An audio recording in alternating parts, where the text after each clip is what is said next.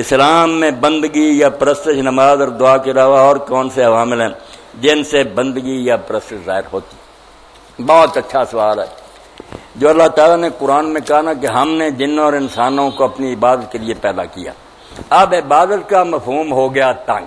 ہم نے یہ مسجدوں میں جا کر سن لیا اور بیٹھ گئے کہ نماز، روزہ، حج، زکوٰۃ، اللہ خیر صلاح، بس ہم نے اللہ کی عبادت کر لی، پھر ہم ہیں سیکولر اور لبرل، جو جی چاہے کمائیں کھائیں کریں۔ یہ ہو گئی خرابی۔ یہ دین اور دنیا دو کھانے بنا لیے، وہ ہمارا فرض ہے، یہ ہمارا پیشہ ہے۔ ملعون لوگوں کی یہ تقسیم ہے۔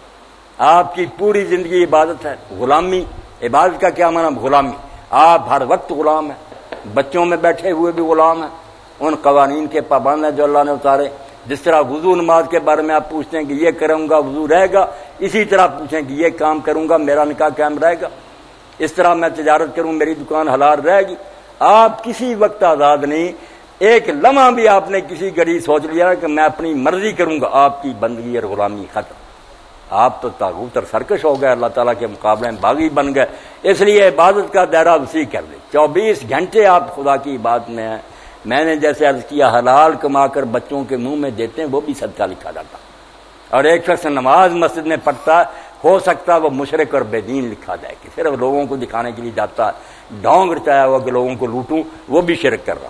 یا یہ تقسیم نہیں کہ مسجد اور راگا گھر لگا، نیت کا معاملہ کہ آپ جو کام اللہ کے قانون کے مطابق نیک نیت سے کریں گے، وہ آپ کا اپنی بیوی کے ساتھ تعلق جو ہے اس کو بھی حضور نے صدقہ قرار دیا۔ حضرت ابو ذر نے کہا اللہ کے رسول یہ دنیاوی دھندا کہ آدمی یہ کام کرے، بات فرمایا ابو ذر اگر یہ خواہش حرام سے پوری کرتا تو گناہ ہوتا؟ کہا ہاں۔